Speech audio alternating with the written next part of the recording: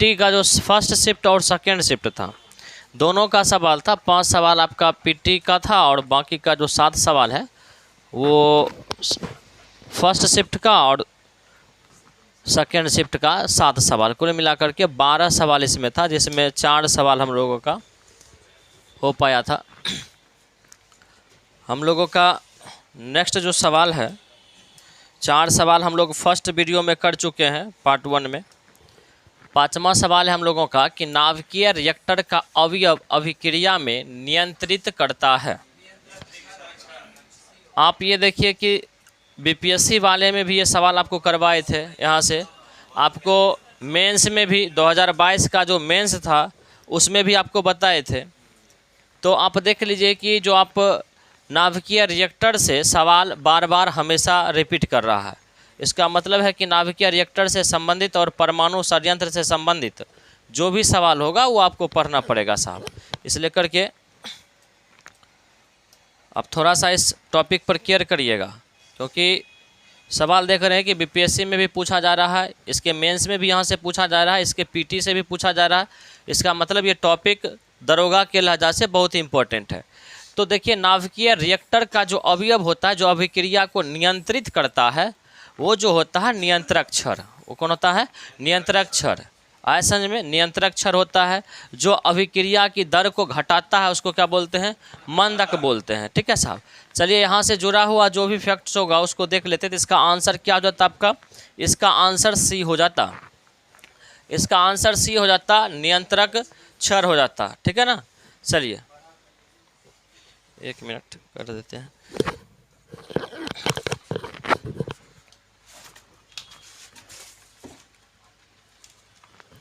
चलिए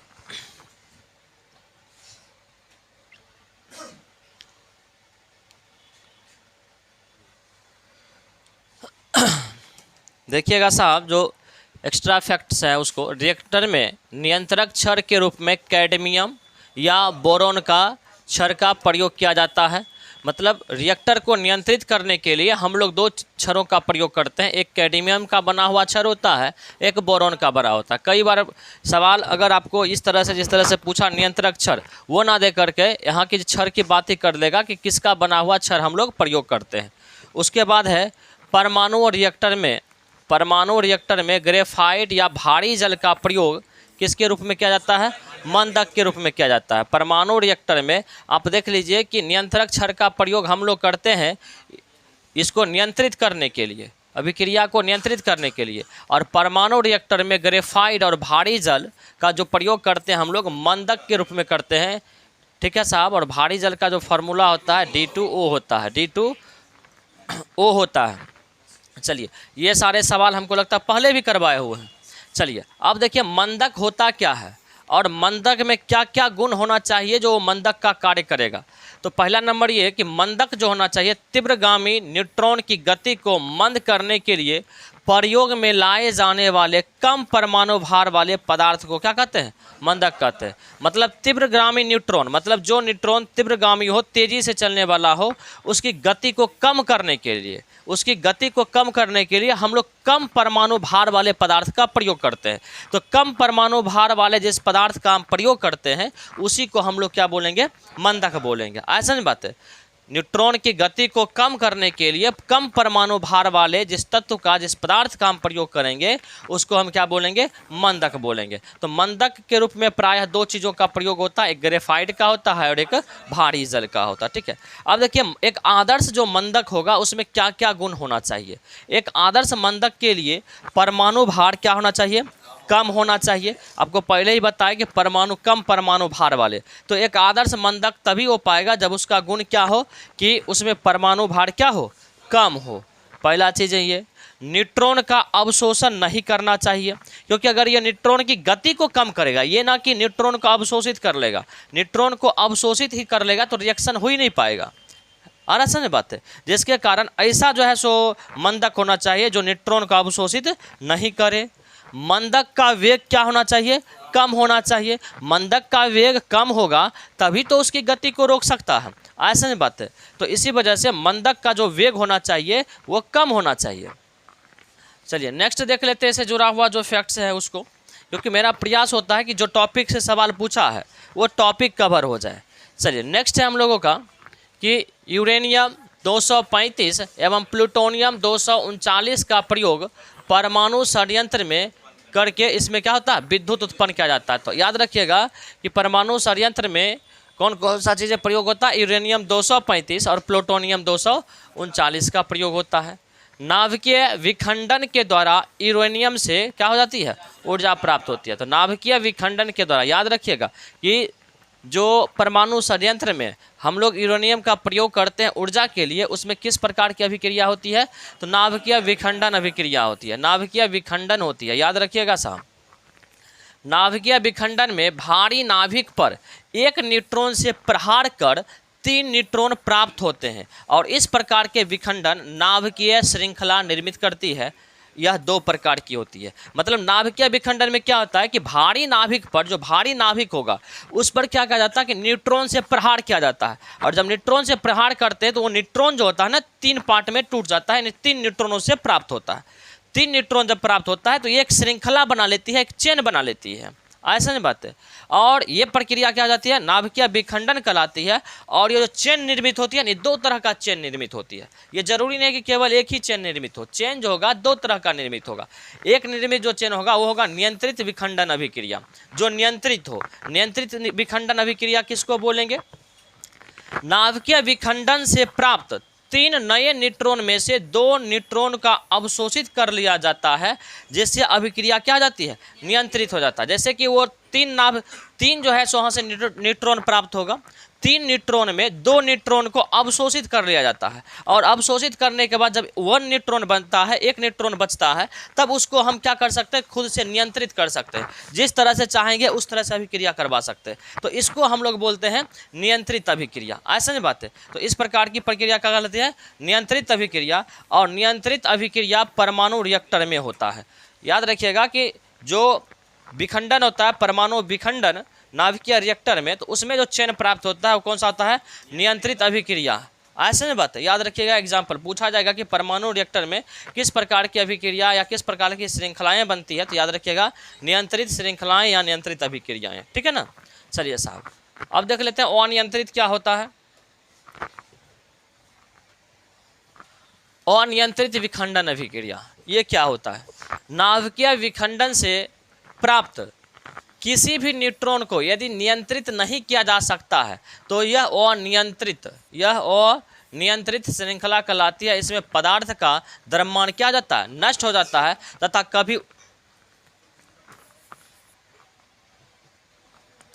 तथा बहुत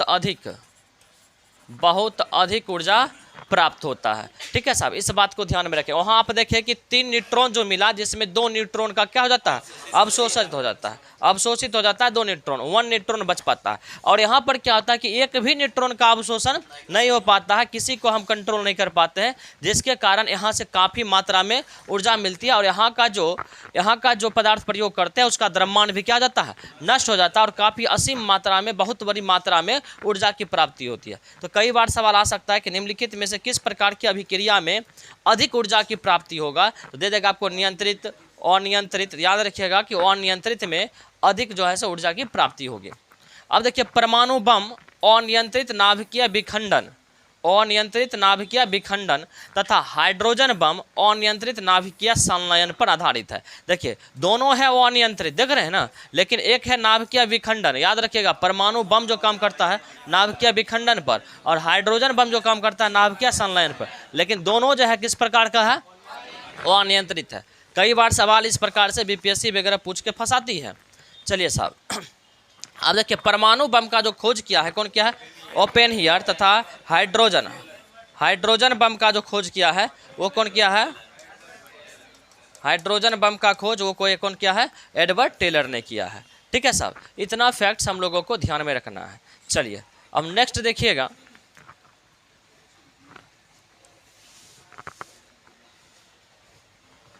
अब देखिए जो परमाणु ऊर्जा का केंद्र है भारत में, कई बार होता है कि सवाल यहाँ से भी पूछ देता है कि परमाणु ऊर्जा का केंद्र कौन कहाँ सा है, क्योंकि यहाँ से सवाल आया है तो मेरा प्रयास था कि यहाँ से सारे चीज़ों को समेट ले।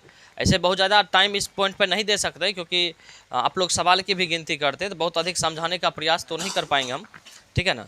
इसी लेकर के चलिए देखिएगा साहब, परमाणु केंद्र और राज्य कौन सा केवल यहाँ से सिंपल सवाल ये आता है कि कौन सा परमाणु केंद्र भारत के किस राज्य में अवस्थित है। एकदम सिंपल सा सवाल हुआ करता है, यहाँ से बहुत ज़्यादा परेशानी नहीं होगा, आराम से आप कर सकते हैं। तो पहला है तारापुर, ये महाराष्ट्र में, और ये भारत का सबसे पहला जो है सो परमाणु संयंत्र है, ठीक है। यह भारत का सबसे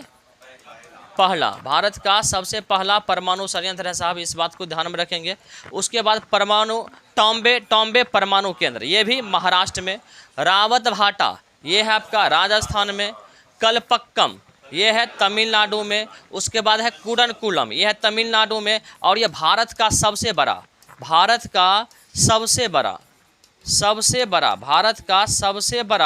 परमाणु संयंत्र है साहब, याद रखिएगा। ये जेपीएससी में पूछा गया है परमाणु संयंत्र, ठीक है ना। ये जेपीएससी में पूछा गया, जेपीएससी के पीटी में, ठीक है, कि भारत का सबसे बड़ा। और यहाँ पर तारापुर भी ऑप्शन में था, बहुत लड़का तारापुर मार करके पूरा गदगद में था, ठीक है साहब। याद रखिएगा कि कुडनकुलम को बढ़ा दिया गया इसका पावर, अब इसका 2000 हो गया है, हाँ 2000 MW हो गया, ठीक है ना। चलिए अब देखिएगा साहब, नरौरा जो है ये है आपका उत्तर प्रदेश में। काकरापारा ये गुजरात में, और कैगा कर्नाटक में। तो याद रखेंगे तारापुर महाराष्ट्र, ट्रॉम्बे महाराष्ट्र, कलपक्कम तमिलनाडु, कुडनकुलम तमिलनाडु, रावतभाटा राजस्थान, नरौरा उत्तर प्रदेश, काकरापाड़ा गुजरात और कैगा कर्नाटक, ठीक है साहब। इतना फैक्ट्स हम लोगों को ध्यान में रखना है। चलिए नेक्स्ट देख लेते हैं।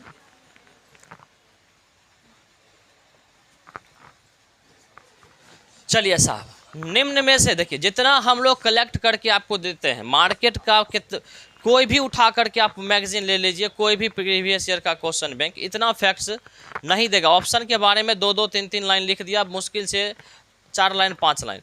यहाँ पर हम लोग टॉपिक को ही प्रयास करते हैं, क्योंकि हमको तो बुक तो केवल नहीं बेचना है ना, हमको तो एग्जाम से सवाल की गिनती करनी है। इसीलिए करके टॉपिक जहाँ लगता है कि इम्पोर्टेंट है, प्रयास करते हैं उस टॉपिक को समाप्त करने का। चलिए साहब, अगला है कि निम्नलिखित में से कौन सी किरण धनावेशित कणों से युक्त है, बताइएगा। इसमें क्या हो जाएगा, धनावेशित किरण, यानी जिस पर धन आवेश होता है, ठीक है साहब, जिस पर धन आवेश होता है तो वो हो जाएगा साहब कौन सा आपका अल्फा किरणें। कौन सा हो जाएगा, अल्फा किरणें। इस पर द्विधनावेशित होता है, मतलब प्लस प्लस 2 चार्जेज होता है, ठीक है साहब, प्लस प्लस द्विधनावेशित, याद रखेंगे इस पर होता है। अब थोड़ा सा हम लोग देख लेते हैं इससे जुड़ा हुआ जो भी इंपॉर्टेंट फैक्ट्स है उसको। चलिए इसका आंसर हो जाता है अल्फा किरण। तो अल्फा किरण से संबंधित जो भी और फैक्ट्स है उसको थोड़ा सा हम लोग देख लेते हैं।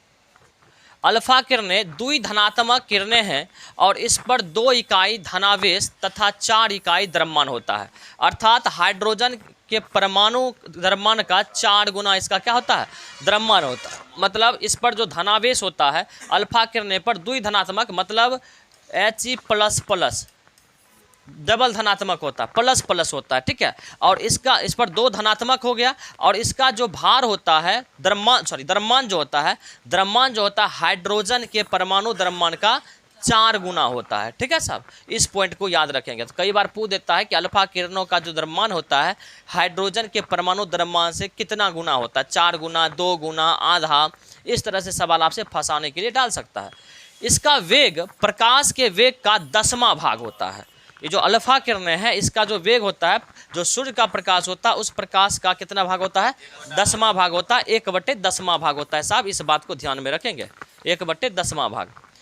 इसकी आयनन शक्ति क्या होती है, अधिक होती है। इसकी आयनन शक्ति अधिक होती है। अल्फा कण मुख्यतः हीलियम नाभिक में होते हैं, आपको बताइए ना, He++, ये जो होता है किस में होता है, हीलियम नाभिक में होता है He++, और प्लस प्लस का मतलब हुआ क्या होगा, द्विधनात्मक होता है। इस बात को ध्यान में रखेंगे। और इसकी खोज कौन दिया है, क्या है, रदरफोर्ड किया है। रदरफोर्ड किया है। देखिए बहुत ज़्यादा इस पर डिस्क्राइब नहीं कर पाएंगे कि आयनन शक्ति और भी चीज़ें, क्योंकि ये प्रीवियस ईयर है, क्लास में हम लोग समझा देंगे कि क्या चीज़ें ये सारी चीज़ें होती है, क्योंकि यहाँ पे सवाल को भी देखना है। चलिए बीटा किरणें, बीटा किरणें के बारे में देख लीजिए, क्योंकि ऑप्शन में दिया हुआ था शायद बीटा किरणें भी, तो उसको भी देख लेते हैं कि इस पर एक ऋण आवेश होता है। आप देखिए अल्फा किरणें पर क्या था, प्लस प्लस पॉजिटिव था, और लेकिन इस पर जो होता है ऋण आवेश होता है, तथा इसका द्रव्यमान क्या होता है, शून्य होता है। बीटा किरणें का जो द्रव्यमान होता है शून्य होता है, जबकि आप अल्फा किरणों का द्रव्यमान देखिए, हाइड्रोजन के द्रव्यमान का कितना होता है, 4 गुना, और इसका द्रव्यमान क्या होता है, शून्य होता है। चलिए नेक्स्ट देख लेते हैं साहब, और भी कुछ बीटा किरणें से संबंधित है तो उसको देख लेते हैं।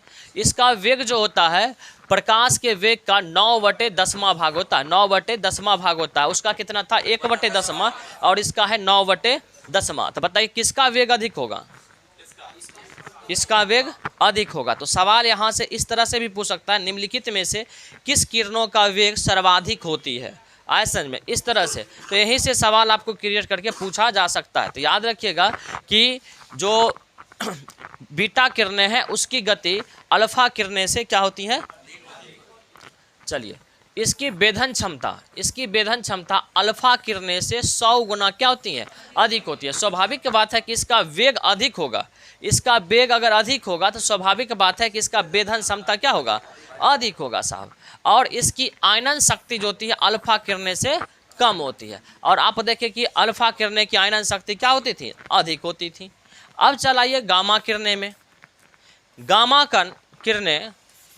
किरणें द्रव्यमान विहीन, मतलब इसमें भी द्रव्यमान क्या होता है, 0 होता है, और आवेश विहीन, आवेश भी 0 होता है, ठीक है ना, आवेश विहीन ऊर्जा है। इसका वेग प्रकाश के वेग के बराबर होता है, इसका वेग प्रकाश के वेग के बराबर होता है। तो इसका मतलब ये हुआ कि वेधन शक्ति, जिसका वेग अधिक होगा उसमें वेधन शक्ति का मतलब समझ रहे हैं, आर पार करने के, किसी भी वस्तु को आर पार करने की जो क्षमता होती है उसको बोलते हैं वेधन शक्ति।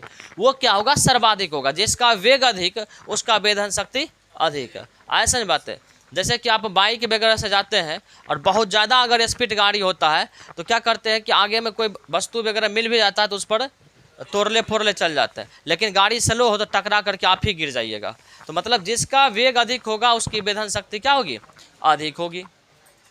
इसकी आयन शक्ति क्या हो जाती है, कम हो जाती है, इसकी आयन शक्ति कम हो जाएगी। इसका वेधन क्षमता अल्फा किरण की अपेक्षा 10,000 गुना, देख रहे हैं ना, 10,000 गुना अधिक होता है, अर्थात सबसे अधिक होती है इसकी वेधन क्षमता, सबसे अधिक। इसका जो प्रयोग होता है नाभिकीय अभिक्रिया में किया जाता है गामा किरणें का, और कृत्रिम रेडियोधर्मिता में किया जाता है, कृत्रिम रेडियोधर्मिता में इसका प्रयोग किया जाता है साहब। इस बात को ध्यान में रखेंगे। नेक्स्ट देख लेते हैं, और भी कुछ है इससे संबंधित। गामा किरणें के उत्सर्जन से परमाणु द्रव्यमान एवं परमाणु क्रमांक क्या होता है, अपरिवर्तित रहता। मतलब गामा किरणें अगर किसी भी पदार्थ से अगर उत्सर्जित होगी ना, तो ना उसका परमाणु द्रव्यमान बदलेगा और ना ही उसका परमाणु क्रमांक बदलेगा। ऐसा बात है। चलिए, और इसकी खोज कौन किया था, पॉल विलार्ड किया था। कौन किया था, पॉल विलार्ड किया था साहब। इस बात को ध्यान में रखेंगे। चलिए अब देखिए एक्स किरणें का खोज कौन किया, रोंटगन किया। कौन किया, रोंटगन किया। ये सवाल तो पूछा भी कई बार जाता है। चलिए, यह एक विद्युत चुंबकीय किरण है। किस प्रकार का किरण है, विद्युत चुंबकीय किरण है। तो हम लोग शायद इसमें तो नहीं, लेकिन बीपीएससी वाले में बताए थे, लेकिन तरंग जब आएगा तो हम लोग उसमें बता देंगे क्या होता है चुंबकीय तरंगें या क्या होती है किरणें, ठीक है ना। इसका तरंग दैर्घ्य 10⁻⁻10 से 10⁻⁻8 मीटर है, तथा आवृत्ति जो होती है 10⁻18 से लेकर के 10⁻16 हर्ट्ज होती है। किसका, एक्स किरणें का। इसका जो प्रयोग किया जाता है किसमें, उद्योग क्षेत्रों में किया जाता है और चिकित्सा क्षेत्रों में किया जाता है। एक्सरे वगैरह हम लोग करवाते हैं तो वो क्या, रे ही है ना, किरण ही है। गामा किरणें, एक्स किरणें, पारावैगनिक किरणें, दृश्य किरणें, अवरक्त किरणें, रेडियो तरंगें, विद्युत चुंबकीय तरंग का क्या है, उदाहरण है। मतलब आपको याद रखना है कि गामा किरणें, एक्स किरणें, पारावैगनिक किरणें, दृश्य विकिरण, अवरक्त किरणें, रेडियो तरंग, ये सारे जो है विद्युत चुंबकीय तरंग का उदाहरण है। कई बार बोल देगा कि एकदम सिंपल सवाल डालेगा, अगर निम्नलिखित में से कौन विद्युत चुंबकीय तरंग है, ठीक है, इस तरह से सवाल डाल देगा। या कौन विद्युत चुंबकीय तरंग नहीं है, शायद बीपीएससी वाले में करवाए थे इस तरह का सवाल। तो याद रखिएगा साहब कि गामा किरणें, एक्स किरणें, पराबैंगनी किरणें, दृश्य किरणें, अवरक्त किरणें, रेडियो तरंग, ये सारे जो हो गया चुंबकीय तरंग का उदाहरण है। ठीक है ना। विद्युत चुंबकीय तरंग का जो तरंग दैर्घ्य होता है 10 पर पावर -14 से 10 पर पावर 14 तक, ये भी साहब बीपीएससी पूछा हुआ है, ये भी सवाल। चलिए, कैथोड किरण, कैनाल किरण, अल्फा किरणें, बीटा किरणें, ध्वनि तरंग, प्रासरव तरंग, और ये सारे क्या है, विद्युत चुंबकीय तरंगे नहीं है।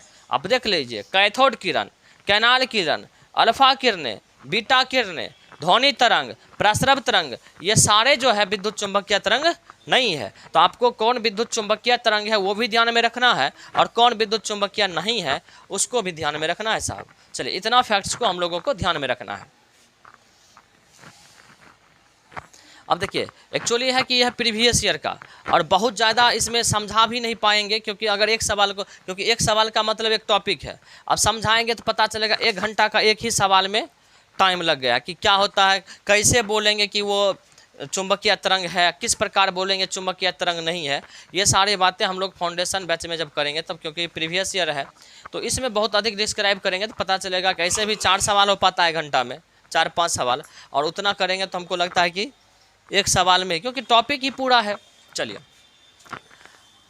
अगला है साहब सवाल, सोनार का संक्षिप्तीकरण है, क्या हो जाएगा?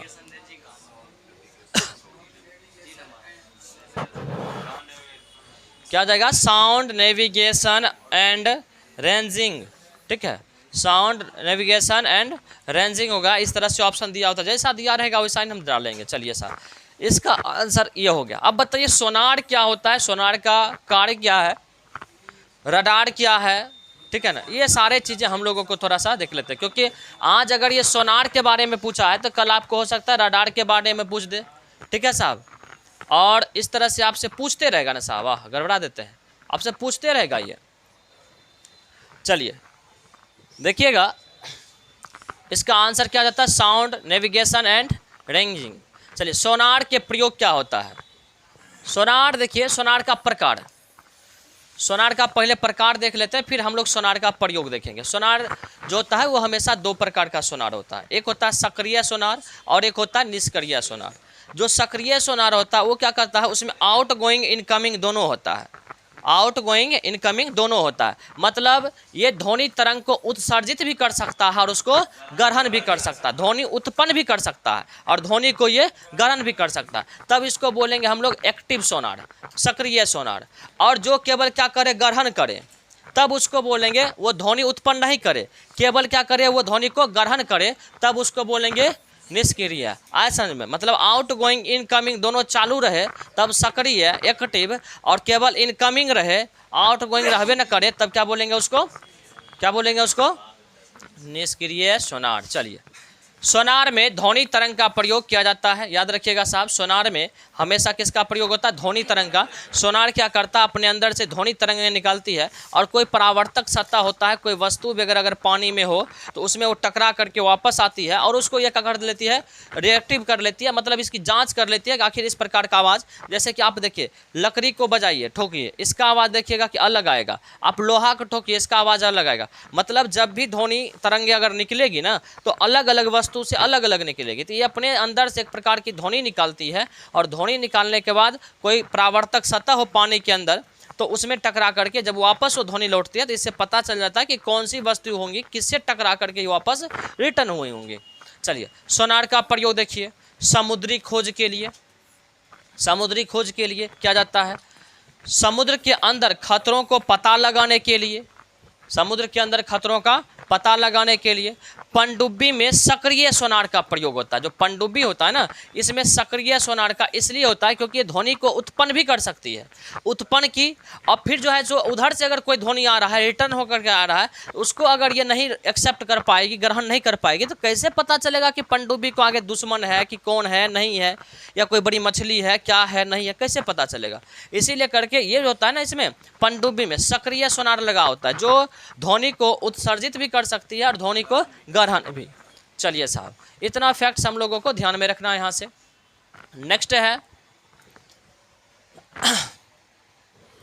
कि डॉक्टर द्वारा कैंसर एवं अल्सर के द्वारा क्षतिग्रस्त, अल्सर के द्वारा क्षतिग्रस्त कोशिकाओं का पता लगाने में इसका प्रयोग किया जाता है। अल्सर क्या होता है? कैंसर का ही रूप है। जब अल्सर, जैसे कि हम लोग जो आमाशय जो होता है ना, तो आमाशय की दीवार पे ना जब बहुत अधिक आपको क्या कहते हैं एसिड बनेगा पेट में, समझ रहे, अम्ल बनेगा, तो क्या होता है कि आमाशय की दीवार में ना गांठ निकाल देती है, और जो गांठ निकाल देती है ना आमाशय की दीवार पे, उसी को हम बोलते हैं अल्सर, और वही बाद में जाकर के कैंसर का रूप हो जाता है। ऐसा नहीं बात है। तो आमाशय की दीवार पे जो घाव निकलता है, जो क्या कहते हैं गांठ बन जाती है, उस गांठ को हम लोग क्या बोलते हैं? अल्सर बोलते हैं। तो अल्सर का पता लगाने के लिए क्षतिग्रस्त जो होता है कोशिका अल्सर में के द्वारा, और कैंसर के द्वारा जो क्षतिग्रस्त कोशिका होता है उसका पता लगाने के लिए डॉक्टर किसका प्रयोग करता है?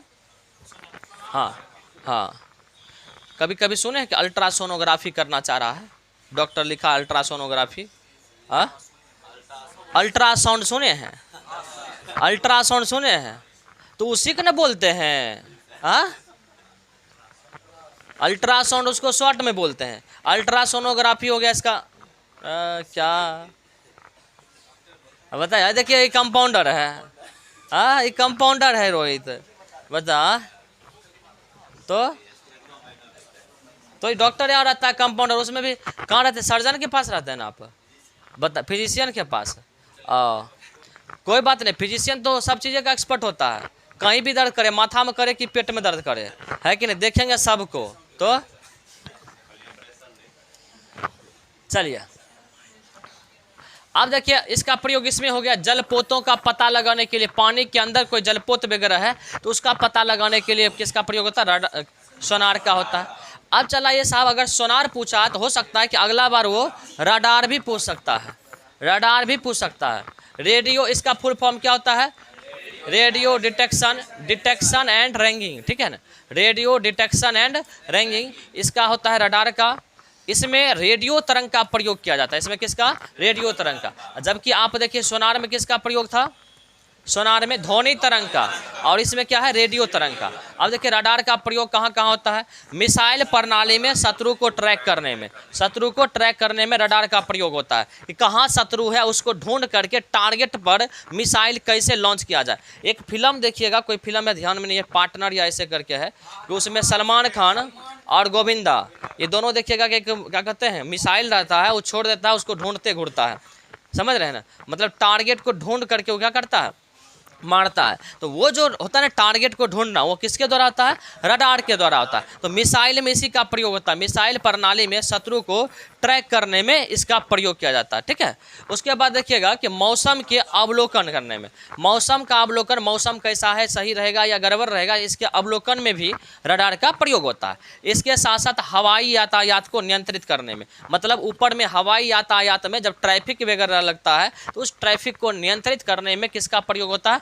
रडार का। आए समझ में? वहाँ तो मान लीजिए कि बिहार पुलिस ने सीटी मार देगा, अरे तू इधर से इधर से ठहर इधर, है कि नहीं, अरे रुके रहना, है कि नहीं। तो सड़क पे कर लेते हैं हम लोग, वहाँ पे थोड़े बिहार पुलिस लटक करके हवा में कहेगा उधर उधर जहाज रखना तुम, यानी नहीं आना, अभी लगल है जहाज, ऐसा थोड़े बोला इधर से आ रहा जहाज, इधर नहीं, रुको अभी ट्रैफिक है अभी, ऐसा नहीं होगा ना। तो उस समय किसका प्रयोग करता है? तो उस समय जो है सो रडार का प्रयोग किया जाता है, आए समझ में, उसमें इंडिकेशन के रूप में। चलिए, वाहन की गति निर्धारित करने में ट्रैफिक पुलिस के द्वारा आप देखिएगा कि लिखा रहेगा कि ये जो है सो घनी आबादी क्षेत्र है, इतना 20 किलोमीटर प्रति घंटा के रफ्तार से ही जाएं, और इससे अधिक तेज जाते हैं, तेज वाहन घनी आबादी में चलाना क्या है? अपराध है, वर्जित है। तो आप देखिएगा कि बहुत तेज जाइएगा तो पुलिस बड़ा बड़ा शहर में क्या कर लेता है? पकड़ लेगा आपको। क्यों? अब कैसे पता चलेगा कि जो सरकार के द्वारा निर्धारित क्या कहते हैं स्पीड है उससे अधिक में जा रहा है? तो क्या वो बैठल रहता है उसके मोटरसाइकिल पे क्या, या उसके वाहन पे? नहीं ना, पुलिस लटकल रहेगा, उसके गाड़ी में नहीं लटकल रहेगा। तो वो जो प्रयोग करता है कि स्पीड क्या है नहीं है, तो स्पीड को, गति को निर्धारित करने के लिए ट्रैफिक पुलिस किसका प्रयोग करता है? रडार का करता है। चलिए, उपग्रह का पता लगाने में, आकाशीय पिंड या उपग्रह का पता लगाने के लिए भी किसका प्रयोग होता है साहब? रडार का प्रयोग होता है। इतना फैक्ट हम लोग ध्यान में रखना है। एक चीज़ और देख लेते हैं हम लोग किसी वस्तु की दूरी, गति, ऊंचाई एवं दिशा भी पता लगाने में हम लोग किसका प्रयोग करते हैं? रडार का प्रयोग करते हैं। ठीक है साहब, रडार का प्रयोग करते हैं। चलिए, तो हम लोग का हो गया सोनार, रडार और एक याद रखिए लिडार। ठीक है साहब, क्या होता है? एक लिडार होता है। चलिए, लिडार क्या होता है? तो लाइट डिटेक्शन एंड रैंगिंग। ठीक है, लाइट डिटेक्शन एंड रैंगिंग। हो सकता है कि उसका फुल फॉर्म पूछा तो कई बार इसका भी पूछ सकता है। ये होता क्या है? यह एक प्रकार का रिमोट सेंसिंग प्रणाली है, रिमोट सेंसिंग प्रणाली है। और इसका जो प्रयोग होता है पृथ्वी का जो आकार है, पृथ्वी का जो आकार है इसको डिसाइड करने में और इसका सतही गुण के अध्ययन में किया जाता है। मतलब पृथ्वी का जो सतह है इसके अंदर, पृथ्वी के अंदर क्या क्या गुण है इसका जो है सो जानकारी लेने के लिए, इसका अध्ययन करने के लिए हम लोग किसका प्रयोग करते हैं? लिडार का करते हैं। किसका करते हैं? लिडार का करते हैं। ऐसा नहीं बात है। चलिए साहब, इतना फैक्ट्स हम लोगों को ध्यान में रखना है। चलिए नेक्स्ट देख लेते हैं।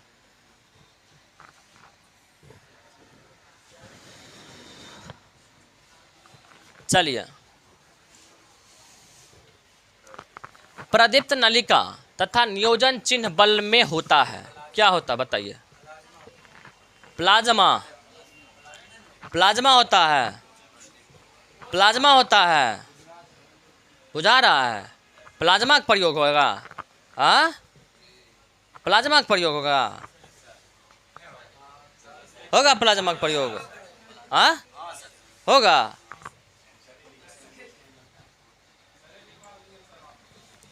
मतलब गलतो लिखल रहेगा तो आंसर है,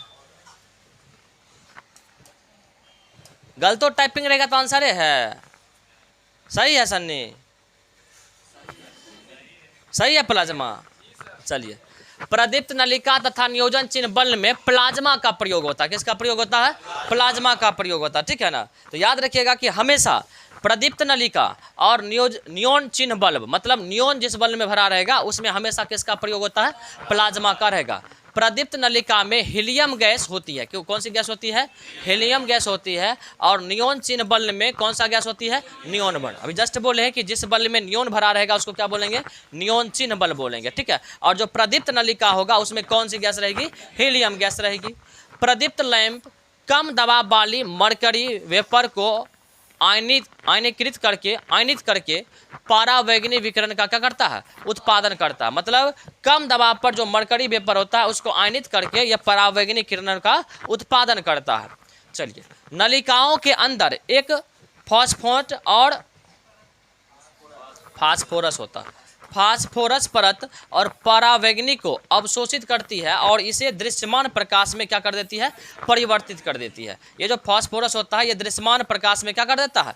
परिवर्तित कर देता है। प्रदीप्त नलिकाओं में प्रारंभ में, देखिए ये सब टॉपिक जो सवाल है ना, यहाँ से सवाल देख लीजिए कि किस तरह से हार्ड किया गया है, सवाल को किस प्रकार से टफ किया गया है। हम लोग फिजिक्स पढ़ते थे, सब टॉपिक को ध्यान में नहीं देते और आपको नॉर्मली लूसेंट में गलम ये सब मिलेगा भी नहीं। हमको जैसा लगता है, हमको ऐसे तो लूसेंट उतना नहीं अध्ययन किया हम, लेकिन हमको लगता है कि नहीं मिलेगा।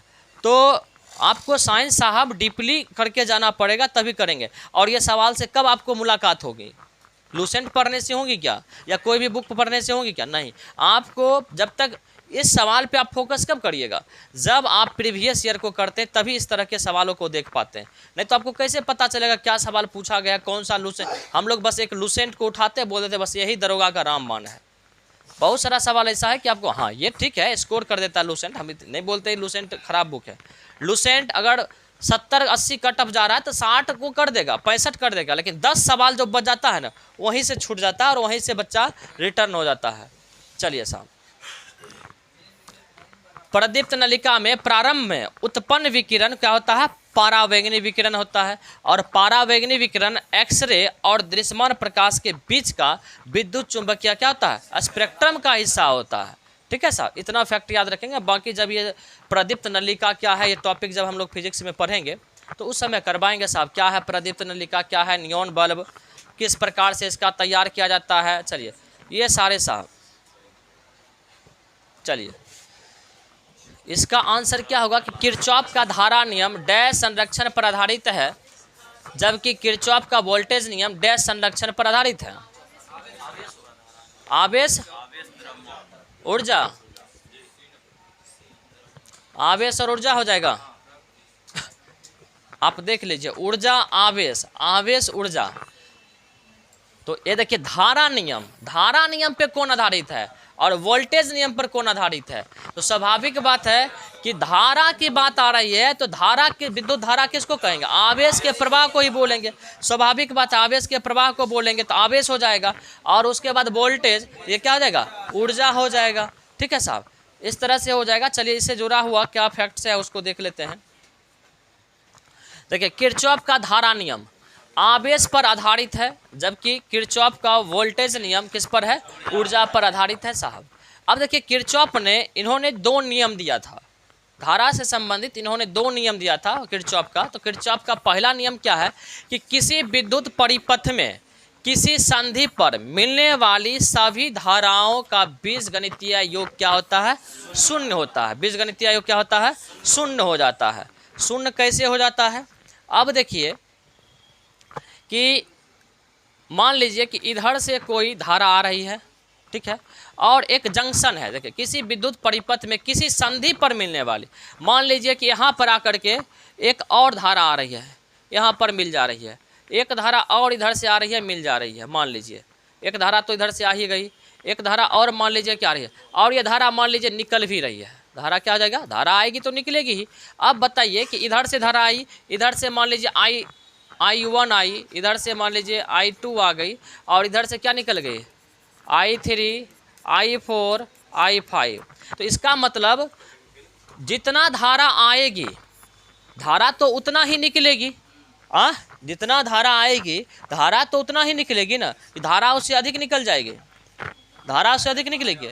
आप जो है सो गेहूँ डालते हैं चक्की में, अगर 20 kg तो उधर से 50 kg निकालता है गेहूँ क्या, नहीं ना, घट इसलिए जाता है क्योंकि उसमें लग जाता है इस वजह से। लेकिन विद्युत धारा क्या होगा, जितना आएगा उतना ही क्या होगा, निकलेगा। तो जब इसका जंक्शन जहाँ होगा तो इसका मतलब इस जंक्शन पे, क्योंकि धारा इधर से आई, इधर आ गई, इधर आ गई, आगे, तो बताइए यहाँ पर धारा क्या बची, यहाँ पर क्या हो गया, शून्य हो गया।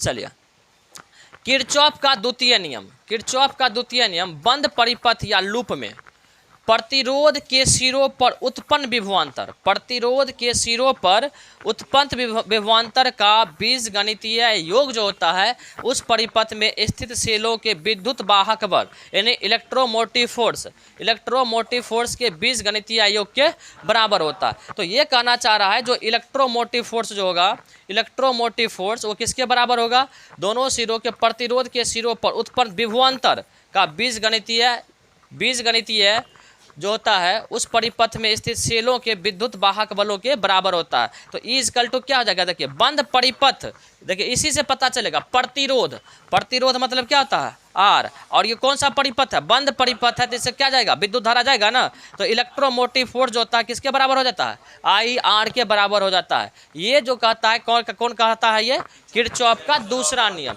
एक तो पहला ये कहता है कि जितनी भी धाराएं आएगी और किसी जंक्शन पे मिलेगी, किसी संधि पर मिलेगी, तो इस संधि पर मिलने वाली जो धाराएं होगी तो सारे का जो योग होगा क्या हो जाएगा, शून्य हो जाएगा। और दूसरा बात ये कहता है कि बंद परिपथ या लूप में प्रतिरोध का जो सिरे पर उत्पन्न विद्युत धारा विभवांतर होगा उसका जो बीजगणितीय योग होगा वो हमेशा क्या होगा, विद्युत वाहक बल यानी इलेक्ट्रोमोटिव फोर्स के क्या हो जाएगा, बराबर हो जाएगा। ये कहना चाह रहा है।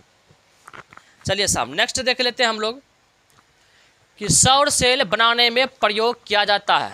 बताइए किस तत्व का सौर सेल बनाने में प्रयुक्त किया जाने वाला तत्व है, क्या हो जाएगा इसका, तो इसका आ जाएगा सिलिकॉन। क्या हो जाएगा, सिलिकॉन हो जाएगा साहब। स्पेलिंग थोड़ा सा ध्यान रखिएगा, मिस्टेक रहता है, सही कर लिया करिएगा। चलिए साहब थोड़ा सा देख लेते हैं हम लोग, आज ख़त्म कर देना जल्दी से। सौर सेल बनाने में प्रयुक्त किया जाने वाला तत्व कौन सा है, सिलिकॉन है। सौर सेल का मतलब क्या हो गया, सौर सेल मतलब सूर्य के ऊर्जा से, सूर्य के प्रकाश से चलने वाली जो सेल होगी वो कहलाएगी सौर सेल कहलाएगी। और उसके लिए किसका प्रयोग होता है, सिलिकॉन का प्रयोग होता है, याद रखिएगा साहब।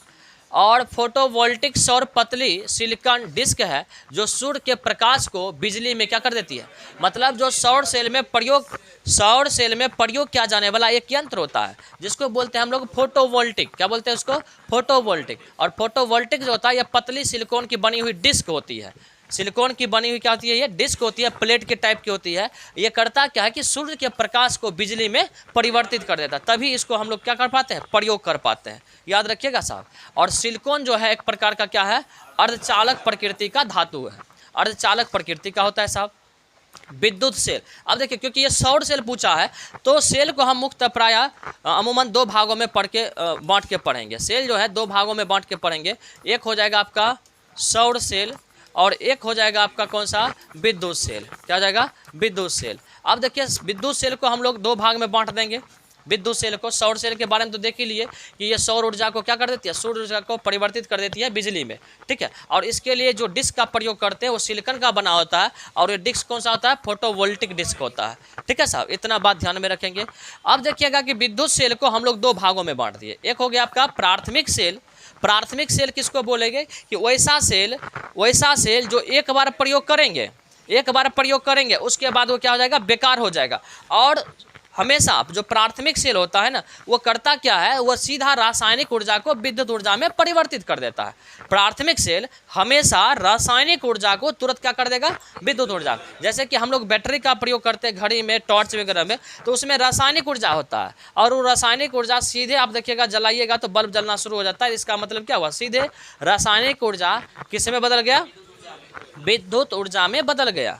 आ रहा समझ बात है। और इसका जब एक बार प्रयोग कर लेंगे तो वो फिर क्या हो जाएगा, बर्बाद हो जाएगा साहब। इस बात को ध्यान में रखेंगे। अब चलाइए द्वितीयक सेल में। द्वितीयक सेल क्या होता है कि इस सेल को हम बार बार आवेशित करके, बार बार चार्ज करके हम प्रयोग कर सकते हैं, आए समझ में। और ये द्वितीयक सेल जो होता है ना, ये होता क्या कि पहले विद्युत को बदलता है रासायनिक में, अब फिर रासायनिक बदलता है किसमें, विद्युत में। पहले विद्युत, देखिए द्वितीयक सेल होता है वो विद्युत को बदलता है रासायनिक में और फिर रासायनिक से कन्वर्ट कर देता है किसमें, विद्युत में। जैसे कि आप इन्वर्टर में जो बैटरी वगैरह करते हो, देखते हैं बिजली से पहले क्या करते हैं, उसको चार्ज करते हैं, तो उसमें रासायनिक ऊर्जा क्या जाता है, जमा हो जाता है और फिर जो ही लाइन कटती है तो फिर वो क्या करता है, विद्युत ऊर्जा में कन्वर्ट कर देता है। तो इसका मतलब है कि इस बैटरी में हम किसका प्रयोग करते होंगे, ये किस प्रकार की बैटरी है, द्वितीयक सेल है। ऐसा नहीं बात है, यही बातें लिखे हैं। यह सेल विद्युत ऊर्जा को पहले रासायनिक ऊर्जा में और फिर रासायनिक ऊर्जा को विद्युत ऊर्जा में कन्वर्ट कर देती है। इसे दोबारा प्रयोग में लाया जा सकता है। चलिए साहब, वोल्टीय सेल का आविष्कार कौन किया है, एलिजांड्रो वोल्टा किया था साहब। अब चलिए साहब, इससे जुड़ा हुआ कि प्राथमिक सेल का उदाहरण कौन कौन सा होगा, इसको थोड़ा सा हम लोग देख लेते हैं।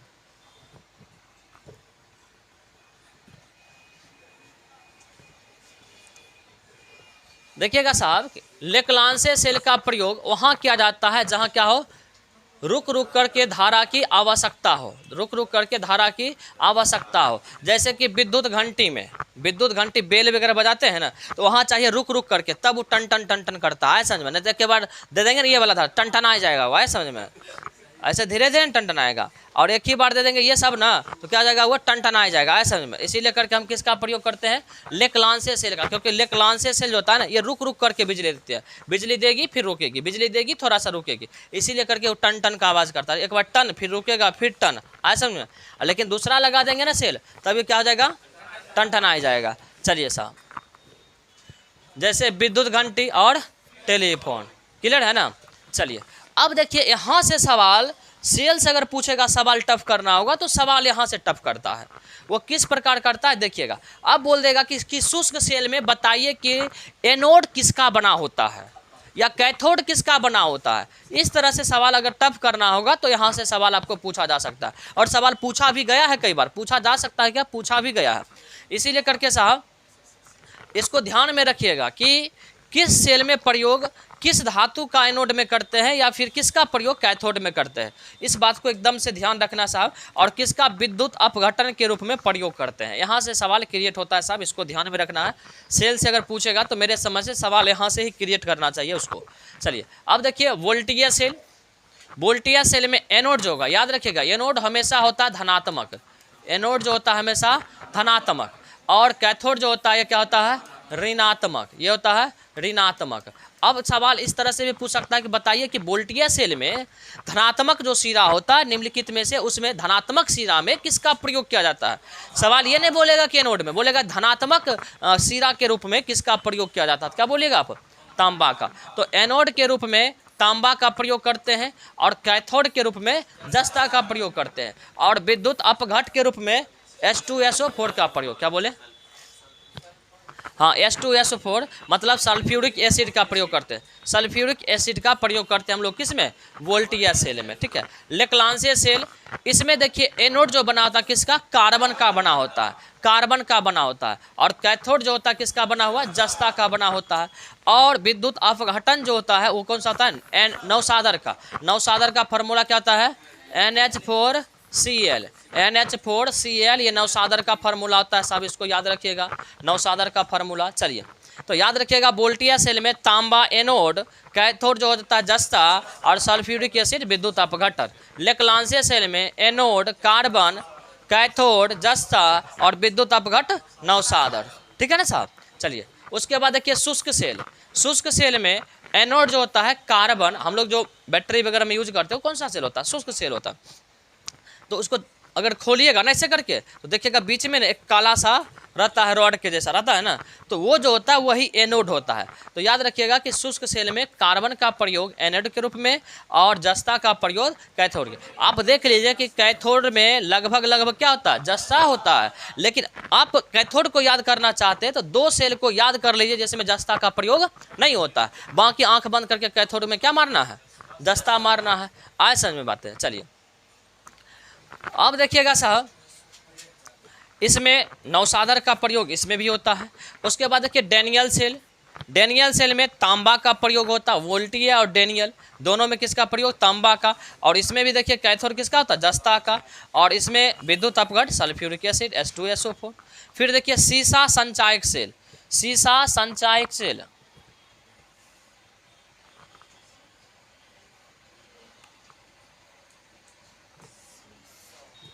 हाँ सीसा संचायक सेल, इसमें जो होता है एनोड बना हुआ वो लेड पर ऑक्साइड, लेड पर ऑक्साइड का होता है, लेड पर ऑक्साइड का होता है। और कैथोड पूछेगा तब बोलेंगे लेड का। तो इसको आप याद कर लीजिए सीसा संचायक में। और ये पूछा जाता है कैथोड वाले में ना, यहाँ से सवाल पूछा जाता है कि सीसा संचायक सेल में कैथोड किसका बना था, क्योंकि अमूमन हम लोग कार्बन तांबा जस्ता को ध्यान में रखते हैं, लेकिन याद रखिएगा इसमें किसका प्रयोग होता है, लेड का प्रयोग होता है। और इसमें भी जो प्रयोग होता है वो क्या होता है, H2SO4 का ही प्रयोग होता है। चलिए साहब नेक्स्ट देख लेते हैं थोड़ा सा, क्षारीय संचायक सेल।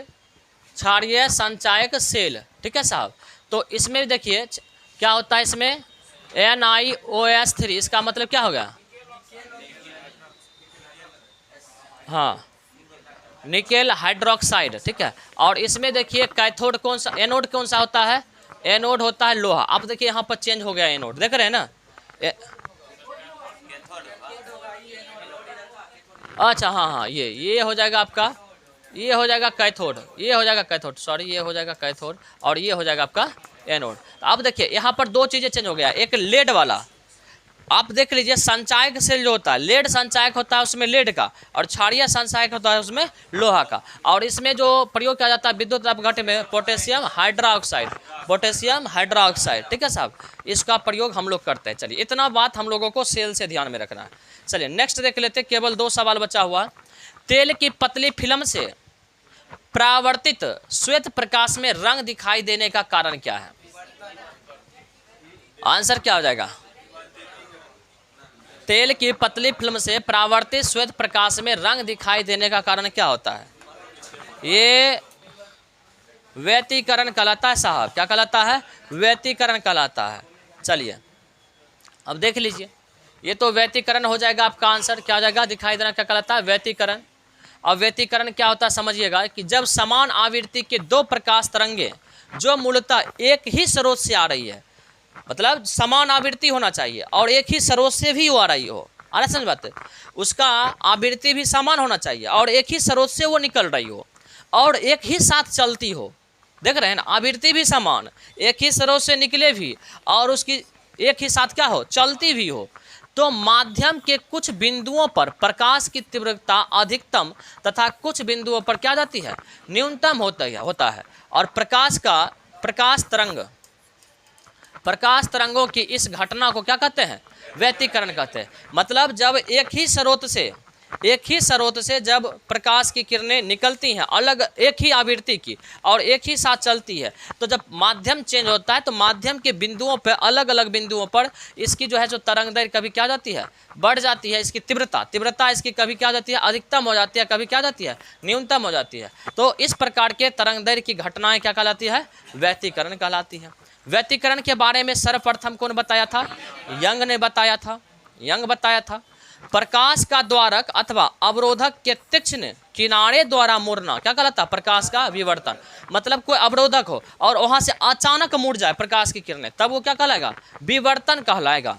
चलिए, विवर्तन की घटना का प्रक्षेपण सर्वप्रथम कौन क्या था, प्रेक्षण। प्रेक्षण कौन क्या था, ग्रिमाल्डी क्या था, कौन क्या था, ग्रिमाल्डी क्या था।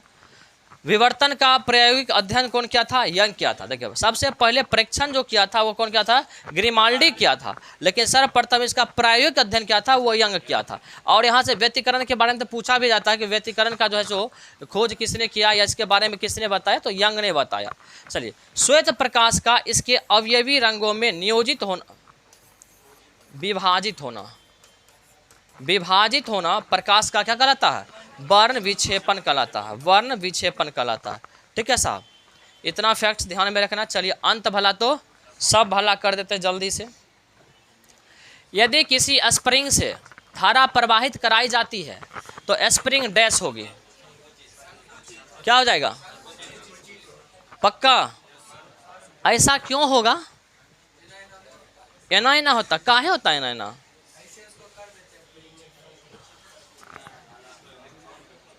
चलिए सही बात है कि इसका आंसर हो जाता है संकुचित। देखिए, विद्युत धारा क्या बोले, ऐसा ऐसा उठाता है। 12 तक का सिलेबस है तो हम लोग को 10वां तक अधिक पूछ देता है तो हम लोग वहीं तक पढ़ लेते हैं। 12th वाला तो बात पढ़ते नहीं है, इसीलिए करके जो जो टॉपिक से उठाया है 12th वाले टॉपिक, वो सारे टॉपिक हम लोग करेंगे, चाहे किरचॉफ का लॉ हो या स्टीफन का लॉ हो, जो भी लॉ हो, अगर उठाया है तो उन सारे लॉ को हम लोग को करना है। लास्ट में जब बताए थे ना करवाएंगे। 10वां वाला तो सब लोग पढ़े हुए हैं, है कि नहीं, 10वां वाले तो सब लोग पढ़ के आए हुए हैं। बाकी जो 11 12th का सवाल डाला हुआ उसको देख करके ना दिमाग चौंधिया जाता होगा, है कि नहीं। हाँ, तो सबको चौंधियाता है। चलिए, तो क्योंकि हम लोग 12th तक का होता है, ग्रेजुएशन तक का एग्जाम, ग्रेजुएशन लेवल का एग्जाम है तो 12th तक तो पूछेगा। ये अलग बात है कि आपको दे रहा है ना अगर 10th तक का, तो समझिए कि आपके साथ ना मर्सी कर रहा है, उसको देना चाहिए 12th लेवल का सवाल, आपके साथ ना मर्सी कर रहा है, समझे ना। तो इसका हो जाता है संकुचित। चलिए, अब देखिए समझिएगा कि विद्युत धाराएं कब प्रवाहित होती हैं। हाँ, लकड़ी में क्यों नहीं हो जाता है, क्यों कुचालक है, प्रतिरोध क्यों अधिक है,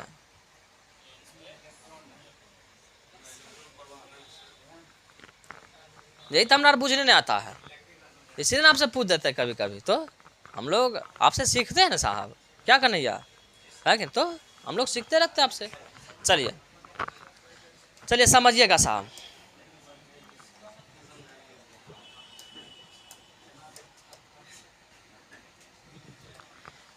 चलिए देखिएगा साहब, जैसे कि वायर हो गया, ठीक है ना, तो इसमें आवेश की जो दिशा, कोई भी वायर हो या कोई भी पदार्थ हो, तो उसमें जो आवेश होगा ना वो छिड़ियाल रहता है, जहाँ तक छिड़ियाल रहता है। आए समझ में, जन्य मन तन्य, आए समझ में, अगर कोई ठिकाना नहीं, जन्य मन तन्य बहल रहेगा। ढाले लड़का को कभी देखे हैं, ढाले लड़का को कभी देखे हैं, ढाले लड़का मतलब बुझ रहे हैं,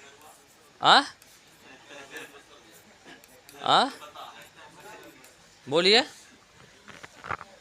जिसके ऊपर कोई गार्जियनशिपिंग नहीं हो, जने गया उधरे बह गया, दोस्त के यार गया तो 2 दिन उधरे सुतल रह गया, आए समझ बात है। तो वही बात है, देखिए जब किसी भी पदार्थ में, कोई भी पदार्थ हो, उसमें क्या होता है, आवेश होता है, उसमें आवेश होता है तो आवेश की दिशा अलग अलग होती है, आवेश की दिशा अलग अलग होती है। अब देखिए कुछ पदार्थों का जो आवेश होता है ना वो थोड़ा, देखिए कुछ होता है कोढ़िया लड़का, कोढ़िया लड़का होता है ना कुछ, और कुछ लड़का होता है कि महा कोढ़िया विरोध होता है, समझ रहे हैं। वो कोढ़िया बरद कितबो उसको ठेलते रहिएगा, कितबो ठेलते रहिएगा। अरे उठो ना रे, 5 बजे भोरे हो गया, क्लास नहीं जाएगा, तो रुको ना, 6 बजे ना क्लास है, 5:55 में हम उठ जाएंगे। सही बात है रवीना, है कि नहीं? चलिए, तो 5:55 में हम लोग उठ जाएंगे। तो महाकोढ़िया बरद होता है और एक होता है कोढ़िया बरद। कोढ़िया बरद का की गुण होता है, वो अपने से नहीं उठेगा, उसको ठेल गाड़ी होता है, वो उसको ठेलिए, उठो रे, तब वो किसी तरह से उठ जाएगा। एक होता है महक कोढ़िया बरद, उसको कितनों ठेलिएगा, बिछावन से उल्टा भी दीजिए, उठने का नाम नहीं लेगा। आए समझ में? उठने का नाम नहीं लेगा। एक लड़का तो ऐसा होता है कि घर भर पे ना देखते कि अगर उसको उठा दिया ना, एक लड़का था, वो न चौकी तौर में नहीं, चापाकल पे जाके सुत गया। बताइए, उसको घर में मम्मी उठा दी कि जाओ पढ़ने के लिए, फ्रेश व्रेश हो जाओ, तो फ्रेश होने गया चापाकल पे, चापाकले पर सुत गया। अब मम्मी को लगा कि वॉशरूम वगैरह गया होगा, और जब उधर से लेट हो गया, खोज रहे, अरे आधा पौने घंटा हो गया, वो आया नहीं लौट करके। और देखियो चापाकल पे जो है ना फर्श होता है, अगर आप एकदम पूरा नींद ले रहा है, तो अब जागल था कि सोया था, हम ये बात कैसे बोल सकते हैं? ये बात हमने नहीं बोल सकते हैं।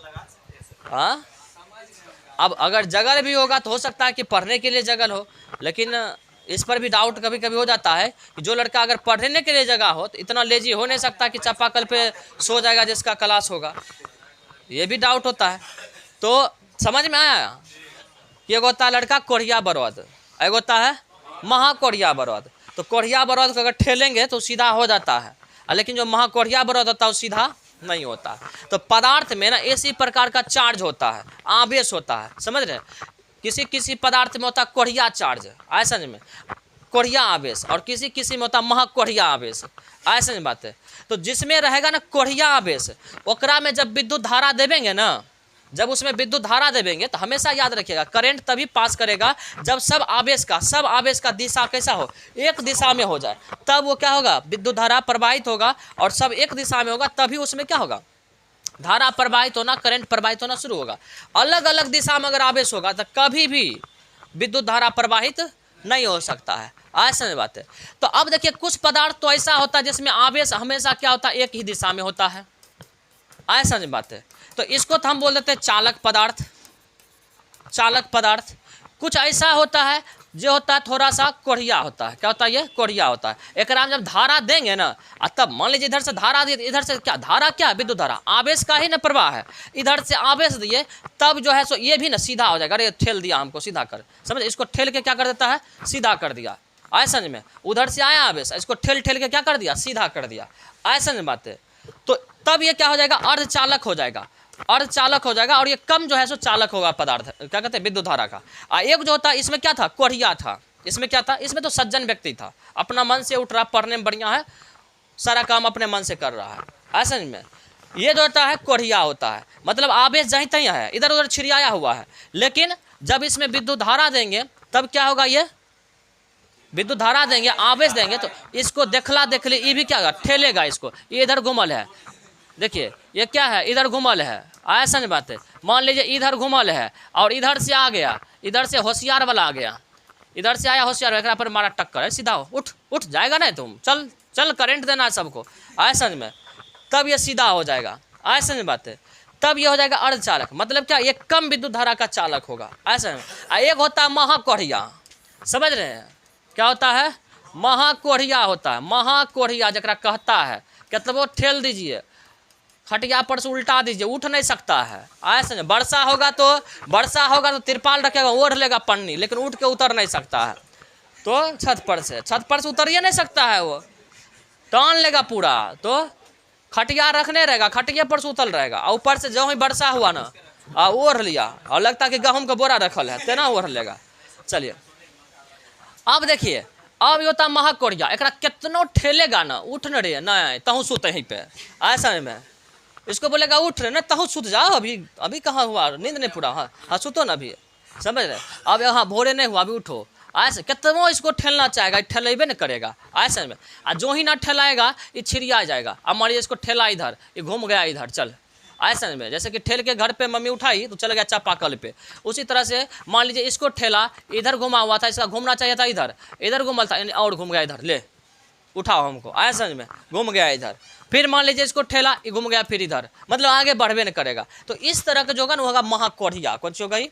महाकोढ़िया। और ये हमेशा क्या होता है? कुचालक होता है। क्या होता है ये? कुचालक होता है। ऐसा नहीं बात है, ये क्या होता है? कुचालक होता है। समझ में आया बात है? तो इस तरह से याद रखिएगा कि अगर आवेश एक दिशा में हो जाए तभी विद्युत धारा प्रवाहित होगा, एक दिशा में अगर हो तो नहीं होगा। अब देखिए जैसे लकड़ी है, लकड़ी वगैरह है ना, एकरा में जो आवेश होगा कौन होगा? महाकोढ़िया वाला। कौन होगा? महाकोढ़िया वाला। हम लोग में कौन सा आवेश है?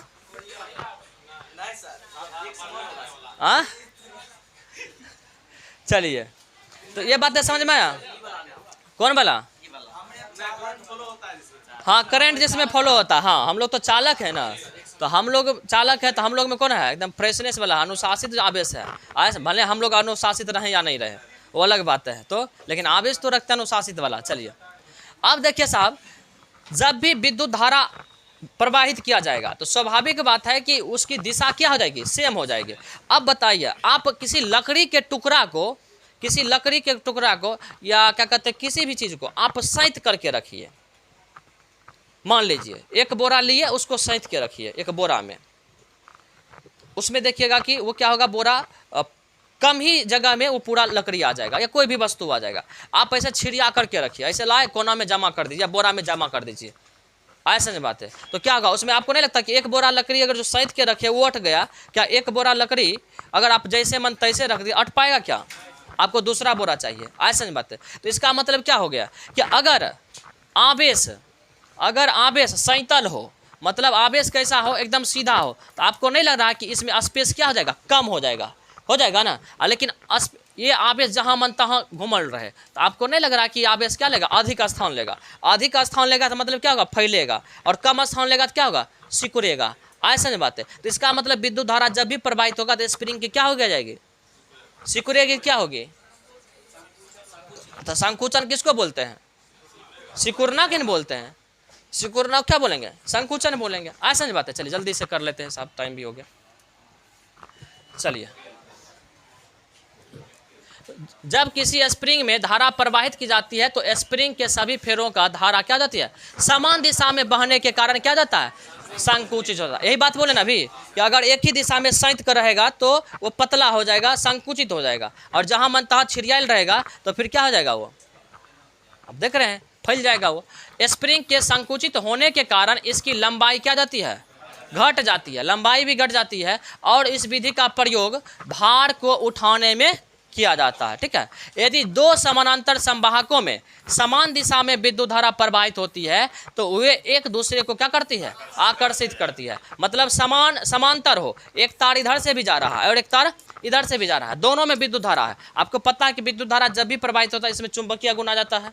चुंबकीय गुण जब आ जाएगा तो एक दूसरे को क्या करने लगेगा? ये आकर्षित करने लगा। एक ही दिशा में रहेगा तब देखिए समांतर है और क्या हो? समान दिशा में हो तब करेगा आकर्षित। याद रखिएगा साहब, जब दो गो तार है और दोनों तार में हम विद्युत धारा देंगे, एक ही दिशा में तार दे तो उसमें विद्युत चुंबकीय गुण उत्पन्न हो जाता है। विद्युत चुंबकीय गुण उत्पन्न होगा ना, विद्युत चुंबकीय गुण आ जाएगा। विद्युत चुंबकीय गुण का मतलब क्या होता है? एक दूसरे को खींचना। आप देखते हैं तार में सटते हैं, क्या होता है? दूर से आपको खींच लेता है। आप देखिएगा कि पोल पे इस तरह से यहाँ पर ना लिखल रहेगा बोर्ड में, ऐसे करके बनाया रहेगा हड्डी का चिन्ह, और यहाँ लिखल रहेगा खतरा। ऐसा नहीं में तार रहेगा, यहाँ लिखल रहेगा नीचे से खतरा, मतलब वहाँ पर सटिएगा तो क्षुद्रग्रह पे आप चल जाइएगा। उससे पहले तो इसका मतलब पहले से ही खींच लेता है जहाँ लिखा रहता है खतरा। तो इसका मतलब क्या हुआ कि उसमें विद्युत चुंबकीय गुण आ जाता है। तो अगर तार में विद्युत धारा प्रवाहित करेंगे तो इसमें आ जाएगा विद्युत चुंबकीय गुण।